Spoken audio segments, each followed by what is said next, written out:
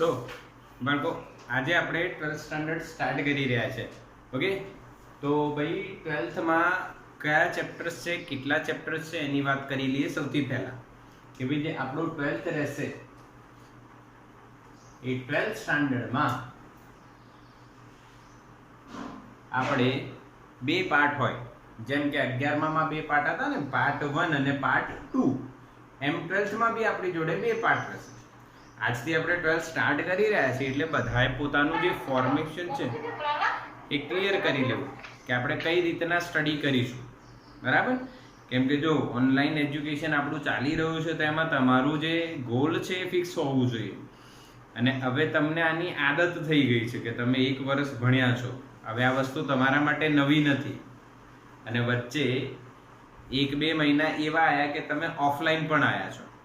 એટલે તમે જ્યારે ઓફલાઈન આવ્યા ત્યારે તમારા ટેસ્ટ થયા અને તમે રીડિંગ કર્યું તો તમને જાતે એક એનાલિસિસ સેટ થયું હશે કે તમે ઓનલાઈન જે ભૂલો કરી હોય કદાચ તે ભૂલોને કઈ રીતના સુધારવી. એટલે હવે આજથી જે આપણે 12th સ્ટાર્ટ કરી રહ્યા છે એમાં તમારે જે લાસ્ટ યરમાં જે ભૂલો થઈ 11મું ભણતી વખતે, કેમ કે તમારા માટે નવું હતું, તો એ ભૂલો આનું એનાલિસિસ કરો કે હવે આવી ભૂલો નહીં થાય તો અમારું 12th સચવાઈ જશે. ઓકે, તો આ રીતના પૂરેપૂરો વિશ્વાસ સાથે અને પૂરા પ્રોપર પ્લાનિંગ સાથે, વધારે ડિટેલ પ્લાનિંગ ન થાય બટ જે મિનિમમ પ્લાનિંગ છે આપણી જે પાસ્ટ યરમાં જે આપણે જે ભૂલો કરી છે એનું એનાલિસિસ કરજો. અને એના પ્રમાણે તમારે આગળ તમારા એવા સ્ટેપ્સ હોવા જોઈએ કે તમે ક્લિયરલી સારું કામ કરી શકો.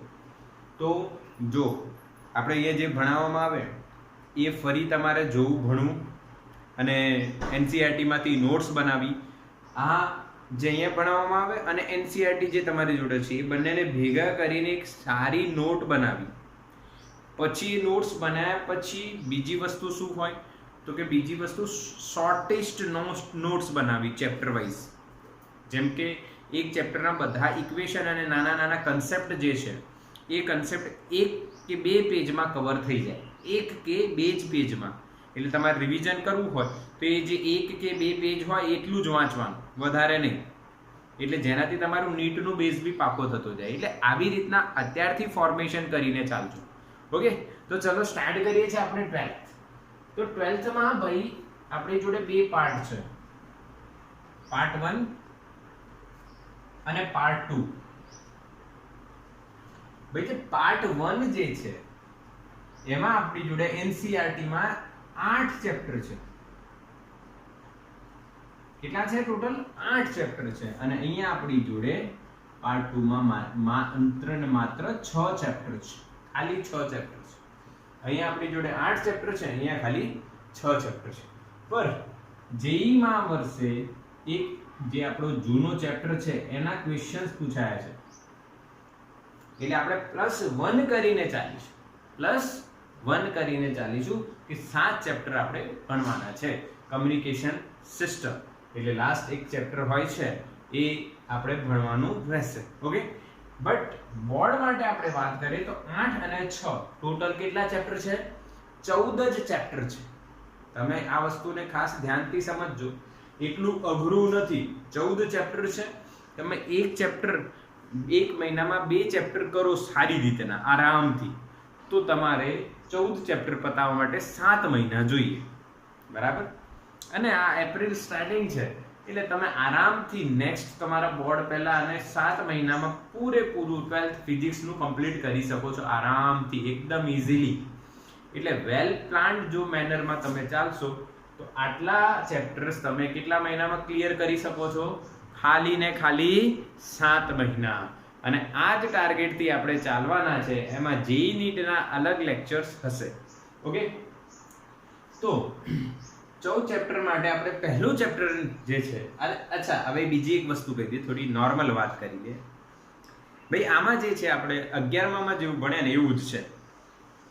એનો મતલબ શું?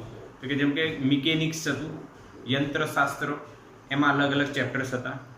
પછી થર્મોડાયનેમિક્સ અલગ ચેપ્ટર હતું, દોલનો તરંગો અલગ ચેપ્ટર્સ છે. એટલે એ રીતના શાસ્ત્રો જેમ હતા એમાં આવી રીતના બી આમાં શાસ્ત્ર આવશે, અલગ અલગ શાસ્ત્ર આવશે. હું અત્યારે બધા લિસ્ટ આઉટ નથી કરતો, બટ હું તમને જે પહેલું શાસ્ત્ર છે જેના પર આપણા ચેપ્ટરની સ્ટાર્ટિંગ પોઈન્ટ ડિપેન્ડ કરે છે એ શાસ્ત્ર વિશે વાત કરી લઉં. તો એ શાસ્ત્રનું નામ છે બેટા ઇલેક્ટ્રોસ્ટેટિક્સ. એટલે ગુજરાતીમાં એને કહેવાય સ્થિત વિદ્યુત શાસ્ત્ર. ઇલેક્ટ્રો એટલે વિદ્યુત ભાર, વિદ્યુત, અને સ્ટેટિક્સ મતલબ સ્થિર. થઈ ગયું ને? સ્થિત વિદ્યુત શાસ્ત્ર. ઇલેક્ટ્રોસ્ટેટિક, ઇલેક્ટ્રોનો મતલબ ચાર્જ, વિદ્યુત ભાર, જે રેસ્ટ પર છે, સ્થિર છે, ત્યારે કઈ કઈ ઘટનાઓ બને છે એનો અભ્યાસ કરો. સમજ પડે મારી વાત? ક્લિયર છે ને? ઇલેક્ટ્રોસ્ટેટિક્સ એટલે શું? સ્થિત વિદ્યુત શાસ્ત્ર. ચાર્જ રેસ્ટ પર છે, સ્થિર છે, અને કઈ કઈ ઘટનાઓ બને છે એ આપણે ગણવાનું, સમજવાનું, એને એનાલિસિસ કરવાનું, એના દાખલા કરવાના, નિર્જયના એમસીક્યુ કરવાના. એટલે આ રીતના જશે. ઓકે, ચલો તો સ્ટાર્ટ કરીએ. આના બે પાર્ટ બનાવીએ જે તમને ભણવાના છે ભાઈ. આના બે પાર્ટ છે બેટા, ચેપ્ટર 1 અને ચેપ્ટર 2. NCERT ના પહેલા બે ચેપ્ટર જે છે એ ચેપ્ટર 1 અને ચેપ્ટર 2 એ બંને ચેપ્ટર સમાવેશ કરી, બંને ચેપ્ટરનો સમાવેશ શેમાં થાય છે? સ્થિત વિદ્યુત શાસ્ત્રમાં થાય છે. એકદમ સિમ્પલ લોજિક. હા, કે ભાઈ ઇલેક્ટ્રોસ્ટેટિક્સ છે એના બે પાર્ટ છે, ચેપ્ટર 1 અને ચેપ્ટર 2. પહેલું જે ચેપ્ટર છે એનું નામ ઓલરેડી લખેલું છે, વિદ્યુત ભાર અને વિદ્યુત ક્ષેત્ર. અને બીજો ચેપ્ટર છે એનું નામ છે સ્થિત વિદ્યુત સ્થિતિમાન અને કેપેસિટન્સ. હવે 4 બોક્સ બનાવી દીધા. હવે આનાથી હું તમને શું સમજાવવા માંગુ છું? જો જે કે આપણો જે ચેપ્ટર છે, સાયન્સ તમે ફિલ્ડ બનતા હોય તે સાયન્સ ફિલ્ડમાં એક મેઇન ટોપિકના અલગ અલગ પાર્ટ્સ પડતા હોય, એના પાર્ટ પડ્યા પછી એમના પણ સબ પાર્ટ્સ પડતા હોય. એ જ રીતના આપણી જોડે સ્થિત વિદ્યુત શાસ્ત્ર છે કે ભાઈ જ્યારે વિદ્યુત ભાર સ્થિર હોય ત્યારે જે અભ્યાસ કરવાનો છે એ અભ્યાસમાં બે પાર્ટ પડ્યા, ચેપ્ટર 1 અને ચેપ્ટર 2. ચેપ્ટર 1 માં વિદ્યુત ભાર અને વિદ્યુત ક્ષેત્ર, એટલે આ બે પાર્ટ થયા. એક બાજુ વિદ્યુત ભાર તમે ભણશો, બીજી બાજુ શું ભણવાના છો? વિદ્યુત ક્ષેત્ર. એ જ રીતના ચેપ્ટર 2 માં પણ બે ભાગ પડી રહ્યા છે, સ્થિત વિદ્યુત સ્થિતિમાન. આ પૂરું મેં નથી લખ્યું, વિમાન લખી દીધું, તો આમાં લખાય વિદ્યુત સ્થિતિમાન. આપણે જોઈશું ત્યારે ખબર પડશે તમને. હાલાકી સ્થિતિમાન તમે 10મા માં બી ભણ્યા છો, ઓહમનો નિયમ ભણ્યા છો ને, વી વોલ્ટેજ, વિદ્યુત સ્થિતિમાનનો તફાવત 10માં ભણી ગયા છો. બીજી વાત તમારા માટે નવી છે એ છે કેપેસિટન્સ. શું? કેપેસિટન્સ. ભાઈ કેપેસિટન્સ થોડી નવી વાત છે તમારા માટે, એટલે એ તમે ડિટેલમાં કઈ રીતના સમજશો એ બી આપણે આગળ જોઈશું. એટલે ટૂંકમાં તમને આ ફંડામેન્ટલ ક્લિયર થઈ ગયું? હા, તો આનો સ્ક્રીનશોટ લઈ લો ફટાફટ. ચલો, સ્ક્રીનશોટ થઈ ગયો ને? હવે આગળ વાત કરીએ બેટા. સૌથી પહેલા જે પોઈન્ટ આપણે સમજ્યા છે એ આપણે સમજીશું વિદ્યુત ભાર. શું સમજવાના છે? પહેલું પોઈન્ટ આપણે વિદ્યુત ભાર. વિદ્યુત ભાર શું છે, એ કઈ રીતના દર્શાવવામાં આવે છે, અને એના એકમો કયા કયા છે. ઓકે, તો શાંતિથી સમજવાનો ટ્રાય કરીશું. સિમ્પલ વિદ્યુત ભાર સૌથી પહેલા. તો ભાઈ વિદ્યુત ભાર આવ્યો ક્યાંથી? વિદ્યુત ભાર આવ્યો ક્યાંથી? આ નામ પહેલી વાર કઈ રીતના આવ્યું, કઈ રીતના એની રિસર્ચ થઈ હશે, બરાબર? જેમ કે કોઈ બી વસ્તુ નવી શોધાય છે, હાલમાં આપણે યુઝ કરી રહ્યા છે, ડે ટુ ડે લાઈફમાં યુઝ કરી, ગમે ત્યાં યુઝ કરી રહ્યા, એનો કોઈ એક બેઝ હોય કે આ અહીંયાથી આવી છે, આવી રીતના શોધાય છે, આવી કઈ ઘટના બની હશે, તો વિદ્યુત ભાર પણ એ જ રીતના શોધાયો હશે ને. તો એના માટે આપણે સમજવાનો ટ્રાય કરીએ તો એક એક્સપેરિમેન્ટ હું તમને બતાવું છું, અહીંયા સમજજો કે ભાઈ વૈજ્ઞાનિક જે છે, વૈજ્ઞાનિકે બે કણ લીધા, કણ 1, ઓકે, માની લો અહીંયા આપણે ડ્રો કરીએ છીએ, આ કણ છે, કણ 1, અને અહીંયા બીજો કણ લઈએ, કણ 2, બે કણો લીધા, અને એ બે કણો વચ્ચે અમુક અંતર રાખ્યું, માની લો r અંતર રાખ્યું, કોઈ બી અંતર હોઈ શકે, r છે, એ r ની વેલ્યુ 1 સેન્ટીમીટર, હાલાકી આની ડિટેલ વાત કરીએ તો r ની વેલ્યુ 1 સેન્ટીમીટર હતી, બરાબર. પરંતુ આપણે એને એ ડિટેલિંગ નથી કરવાના, આપણે કન્સેપ્ટ સમજવાના છે. પછી એમણે બે વસ્તુ નોંધી કે ભાઈ બે બળો આપણે વિચારીએ, કયા બે બળો, F G, G એટલે ગુરુત્વાકર્ષી ગ્રેવિટેશન ફોર્સ, અને એક એક્સ્ટ્રા બળ આવ્યો E, E એટલે ઇલેક્ટ્રિક વિદ્યુત બળ. એ આગળ આપણે ભણવાના છે, અત્યારે ખાલી આપણે સમજવાનું છે કે આ મેં તમને કંઈક બતાવી રહ્યો છું. એમણે આ જે બે કણો છે એ બંને કણો પહેલા પ્રોટોન રાખ્યા.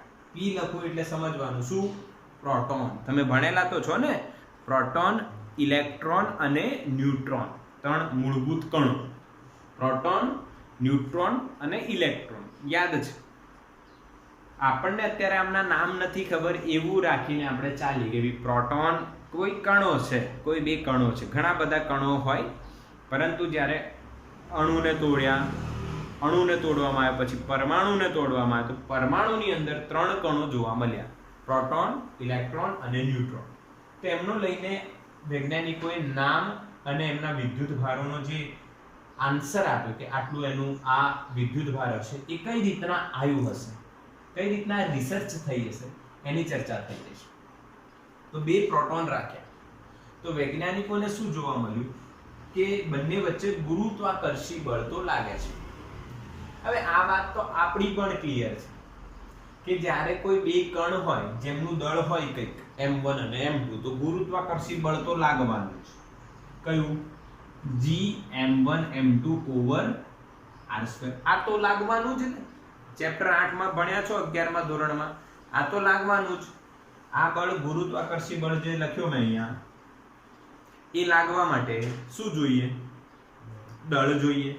કોઈ બી કણ લેશો એની જોડે દળ તો હોવાનું જ ને, તો જ એ કણ છે.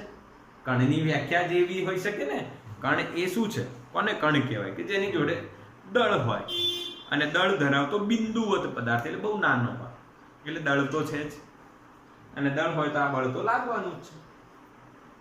પરંતુ તમને ખબર છે આ બળનો નેચર કેવો છે, તો આ બળનો નેચર છે આકર્ષી. આકર્ષી એટલે આકર્ષણ કરવાનું છે, પણ આકર્ષણ કરે એ વાત તો બરાબર છે, પરંતુ એ સમયે એક ઘટના બીજી બની કે બંને નજીક આવવાની જગ્યાએ દૂર ગયા. શું થયું, નજીક આવવાની બદલે ક્યાં ગયા, દૂર ગયા. હવે બે કણ છે બેટા, કણ 1 અને કણ 2, આમને તમે એકબીજાથી અમુક અંતરે રાખો, તેમની વચ્ચે ગુરુત્વાકર્ષી બળ લાગે. હવે ગુરુત્વાકર્ષી બળ આકર્ષણ બળ છે, તો બંને એકબીજાની શું આવે, નજીક આવે. પણ જ્યારે આ પ્રોટોન રાખ્યા, બંને પ્રોટોન રાખ્યા, ત્યારે નજીક આવવાને બદલે ક્યાં ગયા, દૂર ગયા. તો હવે શું થયું, જો સમજો, વૈજ્ઞાનિકોને ખાલી એવું જ ખબર હતી કે આકર્ષણ થાય છે, પણ આ બે કણો રાખ્યા, પ્રોટોન ને પ્રોટોન, ત્યારે એમણે એક નવી વસ્તુ જોઈ કે શું થયું, અપાકર્ષણ થયું. તેમને લાગ્યું ભાઈ ગુરુત્વાકર્ષી સિવાયનું કોઈ બળ હોવું જોઈએ આ બે કણોની અંદર, એવું કોઈ ગુણધર્મ હોવો જોઈએ જેના કારણે એમની વચ્ચે આકર્ષણની જગ્યાએ શું થઈ ગયું, અપાકર્ષણ થઈ ગયું. એટલે એ બળને કયું બળ નામ આપવામાં આવ્યું છે, વિદ્યુત બળ. પછીથી તો આનો પ્રકાર કેવો આવ્યો અહીંયા, અપાકર્ષી. સમજ્યા? પછી એમણે બે ઇલેક્ટ્રોન રાખ્યા, તો સેમ વાત થઈ, અપાકર્ષી. પછી વૈજ્ઞાનિકોએ વિચાર્યું કે હવે એક પ્રોટોન અને એક ઇલેક્ટ્રોન રાખો, એક પ્રોટોન અને એક શું રાખો, ઇલેક્ટ્રોન. તો બતાવો શું થયું હશે, તો કે આ બળ બી લાગ્યું, આ બળ બી લાગ્યું, પરંતુ અહીંયા થઈ ગયું હવે કયો પ્રકાર, આકર્ષી. હવે નજીક આવવા લાગ્યા. હવે શું થવા લાગ્યું, નજીક આવવા લાગ્યા. અરે વાહ, અહીંયા પાછું કંઈક નવું થયું, નજીક આવવા લાગ્યા. એટલે વૈજ્ઞાનિકોને કઈક લોજિક મળ્યો અહીંયા, નવો લોજિક શું મળ્યું કે ભાઈ જ્યારે બે સરખા હોય છે ત્યારે અપાકર્ષણ થાય છે, સજાતીય હોય છે, અને જ્યારે બે જુદા જુદા લીધા તો આકર્ષણ થાય છે. એટલે અહીંયા કંઈક નવું લોજિક મળી રહ્યું છે ભાઈ. ચલો પછી ત્રીજો કણ બાકી રહ્યો. ત્રીજો કણ આવ્યો ન્યુટ્રોન. બંને ન્યુટ્રોન ન્યુટ્રોન રાખ્યા તો ગુરુત્વાકર્ષી બળ તો જોવા મળે. કેમ જોવા મળે? કેમ કે દળ માટે દળ જરૂરી છે ને, ગુરુત્વાકર્ષી માટે તો દળ તો હોય જ, પણ આ બળ જોવા મળ્યું નહીં. અને આનો પ્રકાર તો આકર્ષી જ રહેશે ને, ગુરુત્વાકર્ષણ બળનો પ્રકાર તો આકર્ષી રહેશે, બટ આ બળ જોવા મળ્યો નહીં. પછી એક પ્રોટોન અને એક ન્યુટ્રોન રાખ્યું તો આ બળ તો જોવા મળ્યું, પણ આ બળ જોવા ન મળ્યું. પછી ઇલેક્ટ્રોન અને ન્યુટ્રોન રાખ્યું તો આ બળ તો જોવા મળ્યું, પણ આ બળ પાછો એબ્સન્ટ થઈ ગયું. અહીંયા પ્રકાર કયો? આકર્ષી જ રહેવાનો છે, પણ એ આકર્ષી બળનું મૂલ્ય ઓછું હશે, ઓછું. આનું મૂલ્ય વધારે. એના પરથી પણ એમને ખબર પડી કે આમાં જ્યારે આકર્ષણ થયું ત્યારે ધીરેથી થયું, પણ આમાં જ્યારે આકર્ષણ થયું કેમ કે બંને બળો હતા, આ બળના કારણે આકર્ષણ આ બધામાં થઈ રહ્યું છે, પરંતુ આ કેસમાં વિદ્યુત બળ એક્સ્ટ્રા છે એટલે મૂલ્ય બળનું વધારે હતું, આકર્ષણ. બોલો એનાલિસિસ ખબર પડી કે નહીં? મેસેજ કરો બેટા, લાઈવ ક્લાસ ચાલી રહ્યો છે, તમારે મેસેજ કરવાનો રહેશે કે શું તમને મારી આ વાત ખબર પડી? યસ. હા, આ એનાલિસિસ થયું. હવે આ ફોર્સ કેટલો લાગે છે, કેટલા બળનું મૂલ્ય લાગે છે, ભાઈ બળનું મૂલ્ય શું છે, એ બધી ડિટેલિંગ આપણે નથી કરવાની, આપણે ટુ ધ પોઈન્ટ વાત સમજવાની છે કે ભાઈ હા આવું કંઈક થયું. તો આ ત્રણ કણો પર જે એક્સપેરિમેન્ટ થયા એના પરથી એવી વસ્તુ બહાર આવી, વૈજ્ઞાનિકોનું કન્ક્લુઝન શું કે આ બે વચ્ચે અપાકર્ષણ ને એ પ્રોટોન અને ઇલેક્ટ્રોન વચ્ચે આકર્ષણ થયું. તો એમણે કન્ક્લુઝન એવું કર્યું કે પ્રોટોન અને ઇલેક્ટ્રોન જોડે એક વધારાનો ગુણધર્મ હોવો જોઈએ, જેના કારણે કયો બળ આવે છે? વિદ્યુત બળ આવે છે.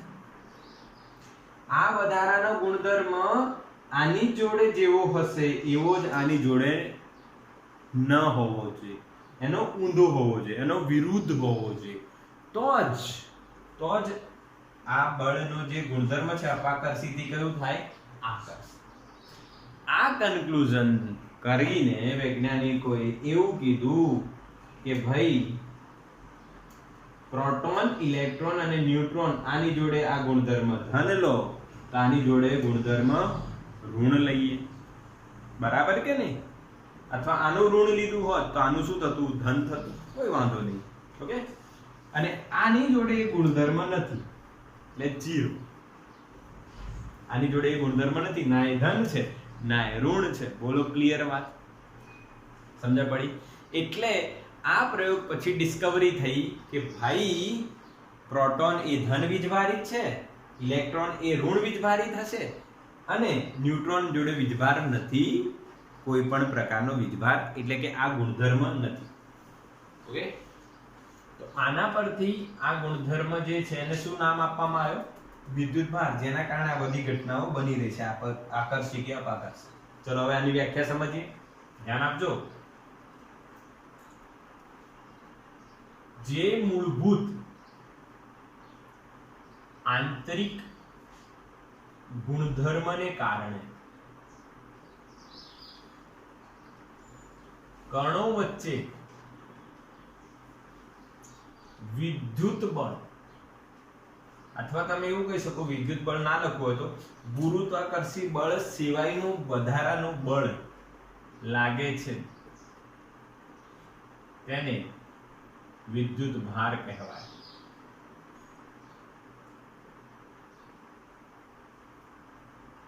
વિદ્યુત ભાર એટલે ખબર પડી? સમજણ પડી બેટા? જે મૂળભૂત આંતરિક ગુણધર્મને કારણે, કયો ગુણધર્મ છે? મૂળભૂત, અને પાછો કેવો? આંતરિક, જે બાહ્ય રીતના દેખાય નહીં, કે તમે પ્રોટોન પર જોવો તો એવું ના હોય કે પ્લસ લખેલું હોય, ઇલેક્ટ્રોન પર જુઓ તો માઇનસ લખેલું એવું કશું ના હોય, એ અંદરની ગુણધર્મ છે, અંદરની પ્રોપર્ટી છે, અંદર એવી રચના છે, અંદર એવી જોડાણો થયેલા છે કણોના, એ પછીની વાત છે. હમણાં સમજો કે આંતરિક એવો ગુણધર્મ છે જેના કારણે એમને વચ્ચે કયું બળ લાગે છે? વિદ્યુત બળ. અને એ ગુણધર્મને શું નામ આપવામાં આવ્યું? વિદ્યુત ભાર. બોલો પાક્કો? હા કે ના? જે મૂળભૂત આંતરિક ગુણધર્મને કારણે કણો વચ્ચે વિદ્યુત બળ લાગે છે તેને આપણે શું કહીશું? વિદ્યુત ભાર કહીશું. બોલો ક્લિયર? યસ. તો સ્ક્રીનશોટ લઈ લો બેટા.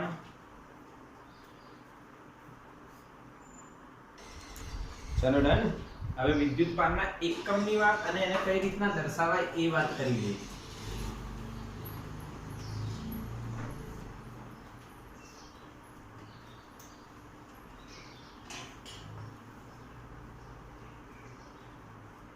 ચલો ભાઈ, વિદ્યુત ભારને દર્શાવાય કઈ રીતના? તો તમે ધોરણ 10 માં ભણી ગયા છો કે ભાઈ વિદ્યુત ભાર કઈ રીતના દર્શાવાય.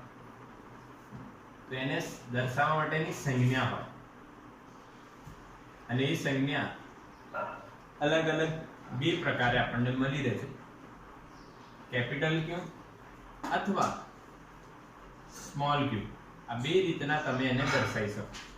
વિદ્યુત ભારને દર્શાવવા માટેની સિમ્પલ બે સંજ્ઞા છે, કેપિટલ ક્યુ અથવા સ્મોલ ક્યુ. કોઈ આમાં ડાઉટ જેવી વાત નથી. કાં તો તમે કેપિટલ ક્યુ લખેલું હોય કાં તો સ્મોલ ક્યુ લખેલું હોય. ઓકે. અને એને નંબર આપવા હોય તો ભાઈ Q1 Q2 Q3 up to dash dash. એ જ રીતના સ્મોલમાં Q1 Q2 Q3 dash dash dash. આ દર્શાવવાની રીત છે. જેમ કે તમે 11માં બળ દર્શાવતા હતા F, દળ દર્શાવતા હતા M, પ્રવેગ દર્શાવતા હતા VA, વેગ V. એ જ રીતના વિદ્યુત ભારને કઈ રીતના દર્શાવશો? Q1. Okay done. બિલકુલ સિમ્પલ વાત. હા, બીજી વાત એના વિશે કે ભાઈ એ સદિશ છે કે અદિશ. વિદ્યુત ભાર એ કેવી રાશિ છે? અદિશ રાશિ છે. વિદ્યુત ભાર કેવી રાશિ છે? અદિશ રાશિ છે. ક્લિયર વાત?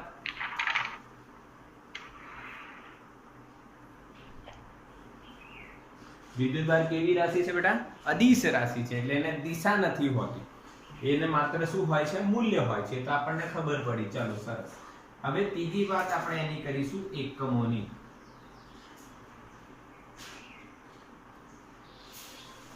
હવે એનો એકમ કેવો છે એના વિશે થોડું ડિટેલમાં જાણીશું. SI એકમ અને CGS એકમ.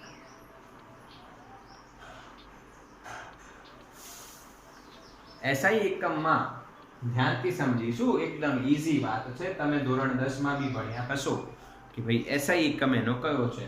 તો એનો SI એકમ છે કુલમ. એને દર્શાવાય કેપિટલ C વડે. અને જો ઇંગ્લિશમાં તમારે પૂરું નામ લખવું હોય તો લખાય કુલમ. સાયન્ટિસ્ટનું નામ છે કુલમ. નામના સાયન્ટિસ્ટના નામ પરથી આનો એકમ આવે છે SI એકમ કુલમ. એની સંજ્ઞા શું છે? કેપિટલ C લખવાનું. યા તો તમે પૂરું આવી રીતના લખી શકો છો. ગુજરાતીમાં હું લખું તો કુલમ લખાશે. ક્લિયર થયું? SI એકમ શું છે? કુલમ. શું છે? કુલમ. અને લખાય કેવું? Capital C. જેમ કે હું લખું અહીંયા કેપિટલ Q બરાબર 5C. અચ્છા, C એટલે શું? કુલમ. એટલે 5 કુલમ વિદ્યુત ભાર છે. એ જ રીતના આપણે CGS એકમની વાત કરીએ તો CGS એકમમાં આપણી જોડે બે એકમો આવે છે બેટા. કેટલા એકમો આવે છે? બે. એક ESU અને બીજું EMU. ESU નો મતલબ છે ઇલેક્ટ્રોસ્ટેટિક યુનિટ અને EMU નો મતલબ છે ઇલેક્ટ્રોમેગ્નેટિક યુનિટ. બરાબર છે? આપણે જનરલી આનો યુઝ કરવાનો છે, આનો નથી કરવાનું. ઇલેક્ટ્રોસ્ટેટિક યુનિટ જે છે, કેમ કે આપણે ચેપ્ટરનું નામ શું છે? ઇલેક્ટ્રોસ્ટેટિક ના. આગળ તમે ભણશો કે ઇલેક્ટ્રોમેગ્નેટિઝમ, એ બી આવશે. EMI ઇલેક્ટ્રોમેગ્નેટિક ઇન્ડક્શન, ફેરાડેનો સપનો. એ બી આગળ આપણે ભણવાના છે, પરંતુ આ એકમનો આપણે ક્યાંય યુઝ નથી કરવાના. અત્યારે આપણા જે પહેલા ચેપ્ટરની વાત છે, પહેલા 2 ચેપ્ટરની ઇલેક્ટ્રોસ્ટેટિક એકમ જોવાનો છે. ઓકે, અને એ છે બેટા સ્ટેટ કુલમ. સ્ટેટ સી નો મતલબ શું? State coulomb. શું બોલીશું આને? State coulomb. તમારા માટે નવું છે એટલે ધ્યાનથી સમજીશું. આને શું કહેવાશે? State coulomb, state C. અને આને કહેવાશે એબી કુલમ. શું કહેવાય? એબી કુલમ. એટલે 2 એકમો છે. આને ધ્યાનમાં ન રાખો તો ચાલશે, બટ આને ધ્યાનમાં રાખવું જ પડશે. ક્લિયર? ક્લિયર છે 3 એકમો? ઓકે, બિલકુલ ફોર્મેશન તમને બનાવી દીધી છે, તમે તમારી રીતના આને સમજી શકો. હવે એક પ્રશ્ન એવો આવે કે આ 2 વચ્ચેનો સંબંધ શું? તો પહેલો સંબંધ હું અહીંયા લખું છું, ધ્યાનથી જોજો કે ભાઈ 1 કુલમ એટલે 3 × 10⁹ સ્ટેટ કુલમ. આ 2 વચ્ચેનો સંબંધ. અને બીજો સંબંધ છે આનો અને આની વચ્ચેનો. એક એબી કુલમ બરાબર 10 કુલમ. એક એબી કુલમ કેટલા કુલમ બરાબર છે? 10 કુલમ. સમજી ગયા? Yes or no? ક્લિયર કે નહીં? બિલકુલ સિમ્પલ વાત કરી છે બેટા. આ તમારે ખાસ યાદ રાખવાની વાત છે, જ્યાં સ્ટાર કરી રહ્યો છું. આ ખાસ ધ્યાન રાખજો. આનો ક્યાંક ને ક્યાંક યુઝ થઈ શકે છે. એટલે આ રીતના આપણે એકમની જાણકારી લઈ લીધી. કયા એકમની જાણકારી લીધી? SI અને CGS બંને. ઓકે, તો SI એકમ શું છે બેટા? કુલમ. અને CGS એકમ કયા બે છે? ESU અને EMU. ESU માં કયું? State coulomb. અને EMU માં કયું? AB coulomb. આ બે વચ્ચેનો સંબંધ 1 કુલમ 3 × 10⁹ સ્ટેટ કુલમ. આ બે વચ્ચેનો સંબંધ 1 AB કુલમ બરાબર 10 કુલમ. તો આ ત્રણેયમાંથી સૌથી મોટો એકમ બોલો કયો છે? આ રિલેશન આપ્યું, તમે બતાવો સૌથી મોટો એકમ કયો? જલ્દી, સૌથી મોટો એકમ કયો? યસ, અશફાકનો આન્સર રાઈટ છે. AB coulomb. સૌથી મોટો એકમ છે AB કુલમ. કઈ રીતના? જો એક AB કુલમ માટે 10 કુલમ ભેગા થવા પડે, ત્યારે જઈને એક AB કુલમ બને. જેમ કે મીટર મોટો કે સેન્ટીમીટર? મીટર. કેમ કે 1 મીટર બનાવવા માટે 100 સેન્ટીમીટર એ ભેગા થવું પડે. એ જ રીતના એક AB કુલમ બનાવવા માટે કેટલા? 10 કુલમ ભેગા થવા જોઈએ. અને એક કુલમ બનાવવા માટે 3 × 10⁹ સ્ટેટ કુલમ ભેગા થવા પડે. તો સ્ટેટ કુલમ સૌથી નાનો અને AB કુલમ સૌથી મોટો. હવે હું તમને એવું પૂછું, આમાં ત્રીજો એક રિલેશન બને. કયો? ત્રીજો એક રિલેશન બને. જો કયો બનશે? કોની વચ્ચેનું? AB અને સ્ટેટ વચ્ચેનું. તો એક AB કુલમ બરાબર કેટલા સ્ટેટ કુલમ? બોલો, વિચારો. એક AB કુલમ કેટલા સ્ટેટ કુલમ થશે? તો 3 × 10⁻10. 3 × 10⁻10. 3 × 10⁻10 કેમનું? જો 10 કુલમ, કુલમની જગ્યાએ સ્ટેટ કુલમ મૂકો એટલે 3 × 10⁹ અને એક 10 છે એટલે 10⁻10 થઈ જશે. બોલો ડન? એકમો ક્લિયર? હા કે ના? યસ ઓર નો? પારિમાણિક સૂત્ર જોઈએ કુલમનું. અચ્છા, SI એકમમાં બીજો એક એકમ બી તમે એડ કરી શકો છો, એમ્પિયર ઇન્ટુ સેકન્ડ. બેટા I બરાબર Q/T 10 માં ભણ્યા હતા. તો Q બરાબર શું થઈ જશે? I into T. I એટલે એમ્પિયર અને T એટલે સેકન્ડ, એટલે એમ્પિયર ઇન્ટુ સેકન્ડ. પાક્કો? I બરાબર Q/T ભણેલા છો તમે? યસ, ભણેલા છો. I બરાબર Q/T. તો Q બરાબર શું થઈ જશે? IT. I એટલે એમ્પિયર, T એટલે સેકન્ડ. તો ભાઈ Q નું MLT જે થશે, પારિમાણિક સૂત્ર થશે, એ થશે A1T1. એમ્પિયર નો A1 અને સેકન્ડ નો T1. બોલો ક્લિયર? આ પારિમાણિક સૂત્ર પણ ક્લિયર થયું કે નહીં? તો આનો સ્ક્રીનશોટ લઈ લો બેટા ફટાફટ. ચલો આગળ વધીએ. Okay, done. તો હવે આપણે શું આયા? કે ભાઈ વિદ્યુત ભારની આપણે ઇન્ફોર્મેશન ટોટલી જે જરૂરી હતી એ આપણે લીધી, બરાબર, એમાં કોઈને કોઈ ડાઉટ નથી. હવે આપણે વાત કરીએ એના ગુણધર્મોની. વિદ્યુત ભારના શું ગુણધર્મો? કોઈ બી નવી વસ્તુ શોધાય, હા, જેમ કે આપણે અત્યારે કોરોના આવી, તો કોરોના એક નવી વસ્તુ છે, એક નવો વાયરસ છે કોરોના વાયરસ, એને નામ આપવામાં આવ્યું, એના વિશે રિસર્ચ થઈ, પછી એના ગુણધર્મો આવ્યા.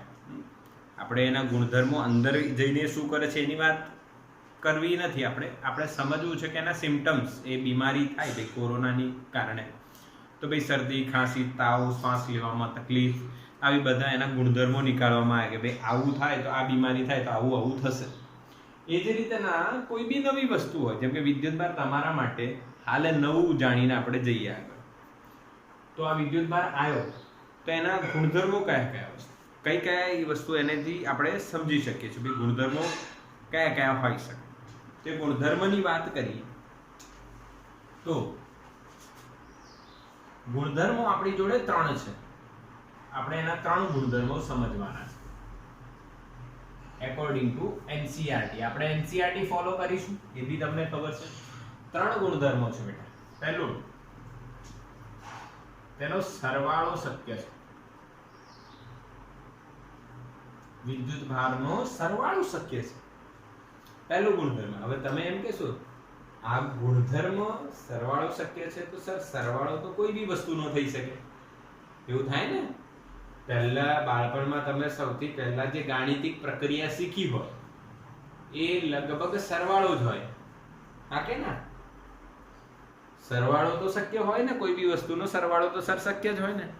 હમણાં હું તમને આ જ્યારે સમજાઈશ ત્યારે બતાવીશ કે ભાઈ અમુક વસ્તુનો સરવાળો શક્ય નથી હોતો, અમુક વસ્તુનો જ હોય છે. એટલા ગુણધર્મ છે. બીજો ગુણધર્મ છે સંરક્ષણ.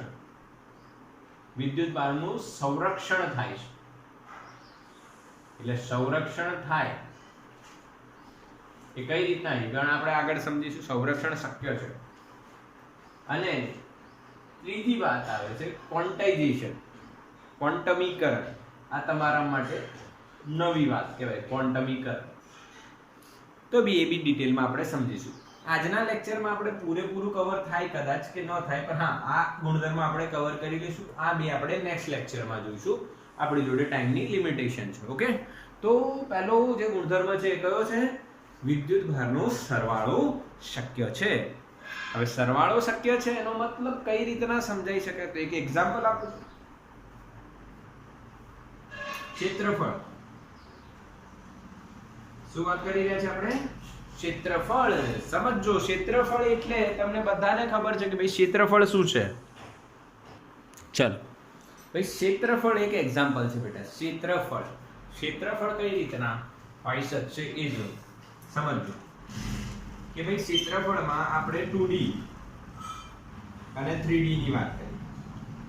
હું તમને કહું કે એક વસ્તુનું ક્ષેત્રફળ આટલું છે, બીજી વસ્તુનું આટલું છે, આ બંનેને ભેગા કરી દો, તમે કહેશો બંનેના ક્ષેત્રફળનો શું થઈ ગયો? સરવાળો થઈ ગયો. સિમ્પલ વાત છે ને. હું એમ કહું કે એક સપાટી છે એનું ક્ષેત્રફળ 2 મીટર સ્ક્વેર છે, બીજી સપાટીનું 3 મીટર સ્ક્વેર છે, બંનેને ભેગી કરો તો ટોટલ ક્ષેત્રફળ કેટલું? 5 મીટર. પરંતુ આવું 2D માં થાય, 3D માં ન થાય. એનો એક એક્ઝામ્પલ આપું છું. આપણા ઘરમાં ટાઇલ્સ તમે જોઈએ છે, ફ્લોરિંગ કરેલું હોય તો નીચે ટાઇલ્સ હોય, એ 2D ગણી આપણે. 2D છે ને, તો એમાં તમે પહેલી ટાઇલ્સ લો અહીંયા, માની લો એની બાજુની લંબાઈ કેટલી છે? L.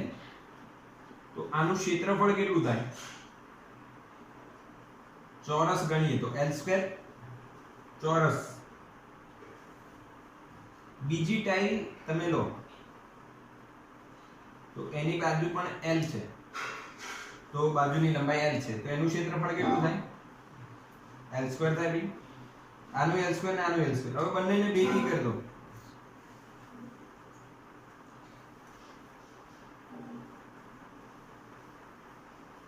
તો કુલ ક્ષેત્રફળ કેટલું? બોલો.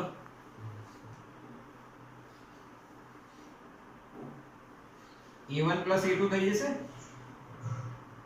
is equal to 2L².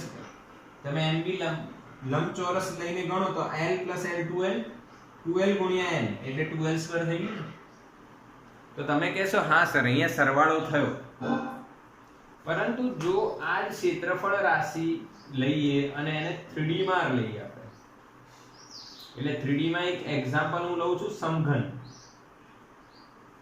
તો અહીંયા આપણે એક સમઘન લઈએ, બે સમઘન લઈશું, એક નહીં બે સમઘન લઈએ.